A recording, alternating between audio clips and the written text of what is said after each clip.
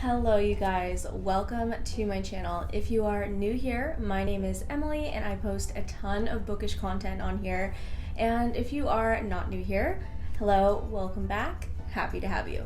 So I think this might end up being my biggest haul ever on here. I have done book hauls in the past and I think that they've probably been like up to 10 to 15 books. This one is, I believe, over 20. And reason being is because one, my birthday just passed, so I did get a few for my birthday.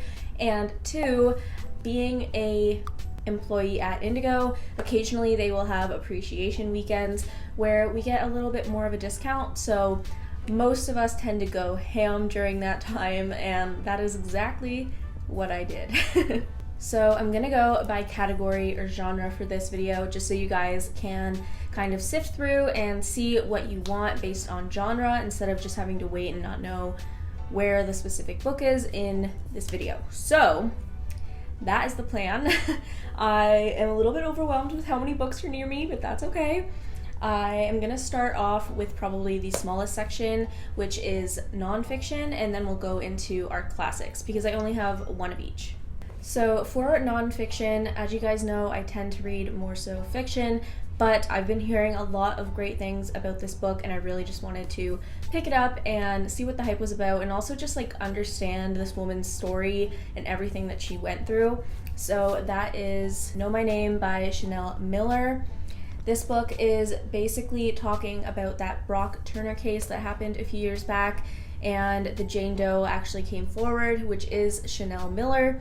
And so she is ready to talk about how she survived her sexual assault and just talk about all the ins and outs of the justice system when it comes to sexual assault cases, particularly ones where women don't come forward right away, and then when they do, people question why they didn't come forward earlier, etc., etc. And I think that that is just something that we don't tend to talk about too much in our society, and a lot of women do go through things like this and don't want to speak up because they're afraid of what might happen. So I feel like this is just going to be a really, really hard-hitting book because I've been in that position and I know that it's not easy. So, Know My Name by Chanel Miller. Very excited to read it. I know it's going to make me dive into my feels a lot, but definitely a very, very good book. And for my one classic, I have been wanting to purchase this one for so long. I decided to pick up The Great Gatsby by F. Scott Fitzgerald.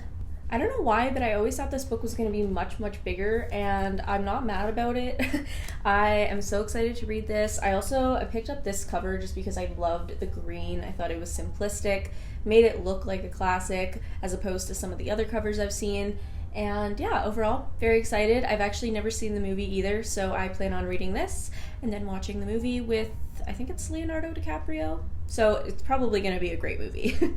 Next up, we are going to be talking about thrillers. I did get quite a few because as someone who does love reading thrillers, I feel like I've been reading a lot of romance lately, and I think that's because I just didn't have enough thrillers that were like really reeling me in to want to read it. So I picked up a few here. I'm going to start with the one that I actually got a little while ago, and that is The Push by Ashley Audrain. If you are not aware of what this is about, it's basically a thriller about a mother and her two kids, one of them being her daughter, one of them being her son, and she just feels like this very eerie disconnect with her daughter. And I believe at the end of the synopsis it says, "The Push is a rare and extraordinary gift to readers, an utterly immersive novel that will challenge everything you know about motherhood, about what we owe our children, about what really happens behind closed doors of even the most perfect-looking families, and about what it feels like when women are not believed." So, a little nervous for this one, but I do plan on reading it in April with my friend, and I can't wait. The next one I picked up is one that I've been eyeing at my work for a really long time, mostly because of the cover, but then as I read the synopsis, I realized that these short stories were going to be something that would really, really intrigue me. So that is A Dream of a Woman by Casey Plett. I'm going to zoom that in for you guys because look at how freaking cool that cover is. Oh, I'm scaring all the cats. So this book is essentially a short story with, I believe, 12 different short stories revolving around women and womanhood and feminism and all that stuff. So it says, an ethereal meditation on partnership, sex, addiction, romance, groundedness, and love. A dream of a woman buzzes with quiet intensity in the intimate complexities of being human. So I'm really excited to dive into these. I also like having some short stories on hand because then if I'm not in the mood to read a whole book, I can just read one of these and we're good to go. Next up, I have one of the books that I've been meaning to purchase because it is one of the 12 books that my 12 friends recommended me for this year, and that is In My Dreams, I Hold a Knife by Ashley Winstead. I have heard nothing but great things about this. I know it has some sort of dark academia vibe, and I can't wait. And the last thriller that I have purchased is The Paris Apartment by Lucy Foley. I've read the guest list, but I have yet to read The Hunting Party by her. And I believe I rated the guest list 4 out of 5. So I'm really excited because I feel like having the setting in Paris along with it being like eerie and creepy is going to be pretty cool. I'm also just like a huge fan of this cover. I love the pop of pink there. And if you are not aware, this is her latest release. It did come out, I believe, last month. So The Paris Apartment is the last thriller I picked up.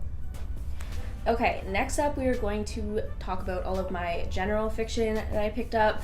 Some of these are like borderline romance, but I think that the purpose or the premise of the stories are not about the romance within them. It's more about just like self-growth and the character's development in general. So we are going to start with Station 11 by Emily St. John Mandel. I have heard such amazing things about the book and the show, and the ending of the synopsis, if you are interested, says, Station 11 tells a story about the relationships that sustain us, the ephemeral nature of fame, and the beauty of the world as we know it. And I've been told that this book kind of has similar elements of what life has been like lately with COVID, so I'm interested in seeing how similar it is and how intense things get, because I know that this is definitely a really deep book and something I plan to enjoy. The next book has the cutest cover ever, and this is one that I was like, it kind of looks like a romance, but it's not fully a romance, and that is The Breakup Book Club by Wendy Wax.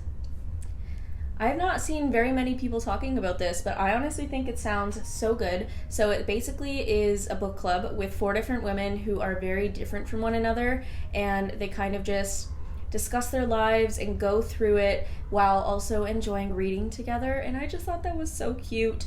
So the ending of the synopsis says, with the help of books, laughter, and the joy of ever-evolving friendships, Jasmine, Judith, Erin, and Sarah find the courage to navigate new and surprising chapters of their lives as they seek their own versions of happily ever after. So like I said, it's not really a romance, it's just kind of like a coming-of-age story, if you will, and I'm really excited to read it.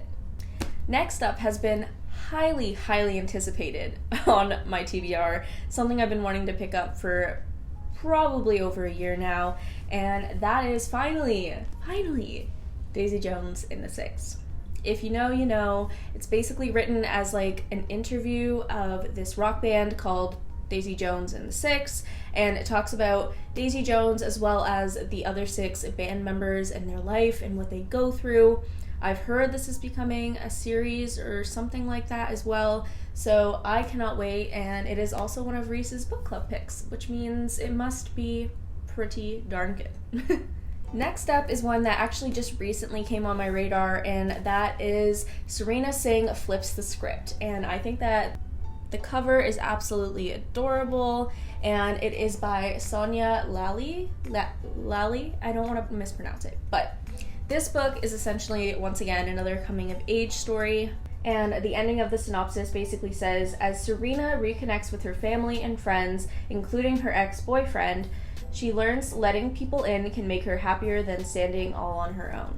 So a little bit of romance, but also more of just her realizing how she needs to grow as a person, and I'm very excited about it.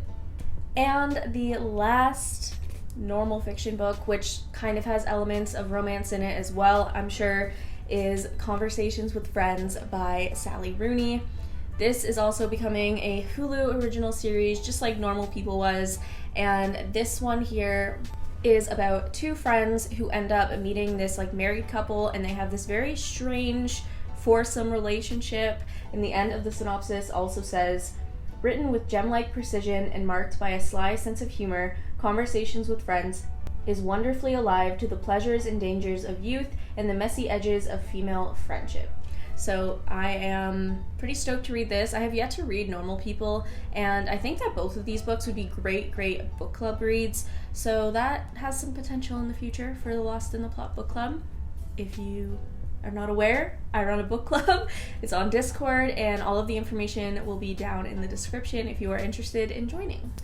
Okay, let's go with another small category, and that is fantasy. So both of these books I actually did get from my boyfriend for my birthday. I actually got Station 11 from my boyfriend as well. But the two fantasy books that he purchased for me is the second book in the Shatter Me series. This one is Unravel Me, and I don't want to even try the name because I know I'm gonna just butcher it. But the Shatter Me series is like a dystopian young adult fantasy that basically revolves around this girl who has been a prisoner of the government, also known as the Reestablishment, for a long time because she's actually used to, I believe, murder people, because like everyone she touches dies. So I'm pretty sure in this book here she escapes and the rest of the series goes from there. I haven't read Shatter Me yet, but I'm very, very close to picking it up, and I cannot wait to pick up this one probably immediately after, because I have a feeling I'm gonna really, really love the dystopian vibe of it. This is like super weird to bring up, but I always dream things that are so dystopian, and I feel like if I was a writer, I would be adding in some sort of dystopian vibe to my genre, so can't wait to read it. And the last fantasy that my boyfriend gifted me is Scythe by Neil Shusterman. I think that's how you say his last name. This is as well a series, and this one is definitely more of like an actual fantasy YA. This one here is all about a land that has conquered death and war and disease and all of these things. In order to keep the size of the population under control, they have these people called scythes who are actually meant to kill people in order to keep the population at bay. So there are two people in this book, I believe their names are, Citra and Rowan, and they're chosen to apprentice a scythe, but they don't want to be scythes. And in order for them to save their own life, they have to become scythes and do the deed. So there's 3 books in this series. This is the first one, and I cannot wait to pick it up. Okay, we are on the last section, which is romance, and it is the biggest section. So this is all the romance that I'm going to be talking about. It's a lot, and I'm going to just start it off. I'm not going to talk too much about each one because there's a lot, but this one here is Better Than the Movies by Lynn Painter. This is a YA romance, and I've heard that it's a pretty cheesy romance. There's not a lot of smut in it. It's definitely meant for younger people, and I'm pretty sure it has like a enemies to lovers trope to it. I've just heard really great things from Haley Pham here on YouTube, and I wanted to pick it up. Plus, so adorable, so very excited to have this on my bookshelf. Another book that my boyfriend got me for my birthday is The Soulmate Equation by Christina Lauren. So this is my second Christina Lauren book that I have, and this one kind of gave me similar vibes to the one by John Mars, only this one is strictly a romance.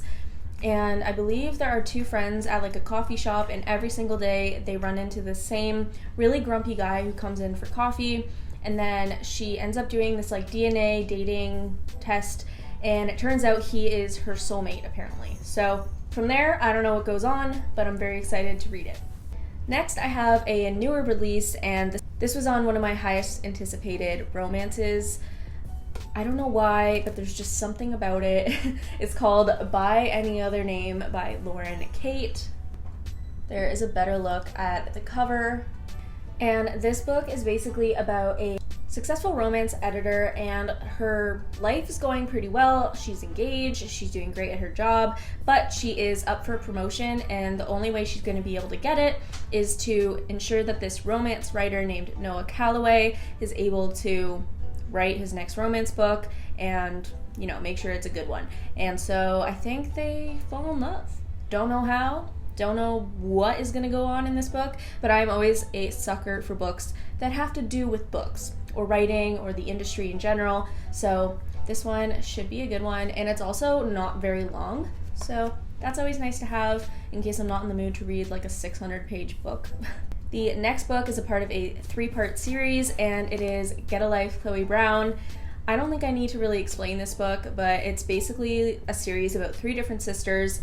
This one is the first one, and Chloe, I think, had like a near-death experience, so she wants to essentially get a life and do things that are going to make her not regret the way she lived. She doesn't want to miss out on anything, and this hunky motorcycle guy ends up doing stuff with her, and it's just a cutesy little romance. I think there's a little bit of smut in here, not 100% sure, but I can't wait.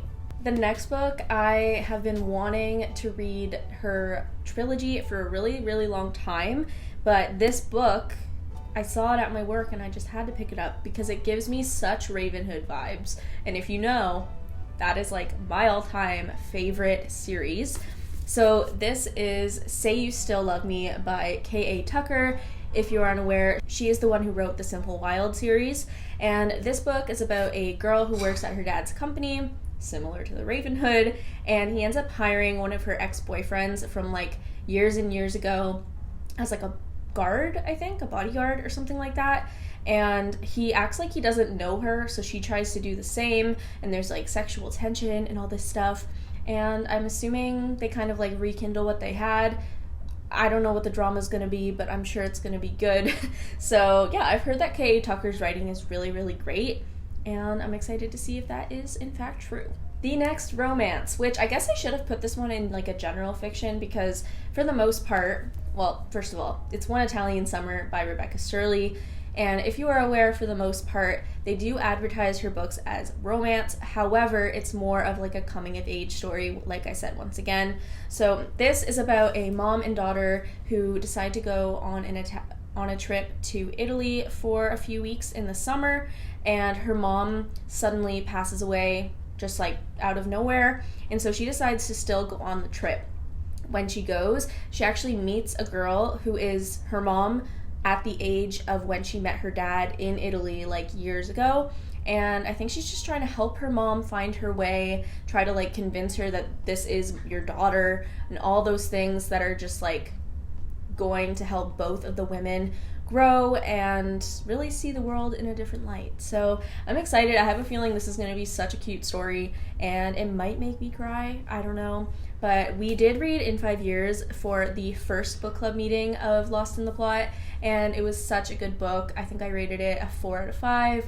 So high hopes for this one. The next book that I have is a queer romance, actually, called Read Between the Lines by Rachel Lacey, and I have not read anything by this author, but this cover is adorable. I absolutely love it. So this is about 2 women who are kind of about to get into a relationship, and then the end of the synopsis says, when Rosie learns that her bookstore's lease has been terminated by Jane's family business, so Rosie and Jane are like the 2 love interests, romance moves to the back burner. Even though they're at odds, there's no denying the sparks that fly between them every time they're together. When their online identities are revealed, will Jane be able to write her way to a happy ending, or is Rosie's heart a closed book?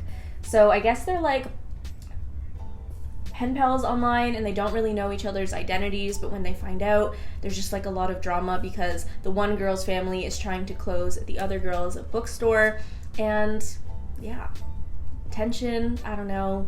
But I actually read my first queer romance, which is right here. Delilah Green Doesn't Care. So this is Delilah Green Doesn't Care by Ashley Herring Blake, and this by far is just such a good book. I really hope that all other queer romances live up to it, but if not, this book was just everything to me. I loved both of these characters. I loved the dynamic of all the other characters, and on top of that, she is coming out with a second book at the end of the year about Delilah's sister Astrid, and it's called Astrid Parker Doesn't Fail. So I'm really excited to read that. But yeah, this book is basically about Delilah. She has to come back for her stepsister's wedding as the photographer. She ends up getting along with one of Astrid's best friends named Claire, and she has a 11-year-old daughter. She has drama with her ex-husband, all this stuff, and they end up hitting it off, and they have to kind of keep it hush-hush because Astrid and Delilah don't get along very well, and it's saucy. It's good. I really, really liked it. Rated it a 5 out of 5. We have 2 more books, guys. We're almost done, I promise. So the next book that I got was also one I got from my boyfriend for my birthday, and that is Regretting You by Colleen Hoover. I'm so excited about this book. I'm also obsessed with the cover. It's very simplistic, but still like so cute. The color is just perfect. And I believe this book is about a mother and daughter, and they do have the dad and husband in the picture, and then he suddenly passes away, and the 2 women have to kind of learn to exist without him, and they don't really get along that well without him in the picture. So they're just trying to connect in a way that works for them while also finding love, and I think that the teenage girl ends up finding a love interest who's like forbidden. She's not supposed to be dating him, and the mom finds someone who helps her cope and is like really comfortable around them, and I think a love interest. I'm not 100% sure, but Colleen knows how to write mother-daughter stories. I am just, yeah, I've said it about every book. I'm really excited.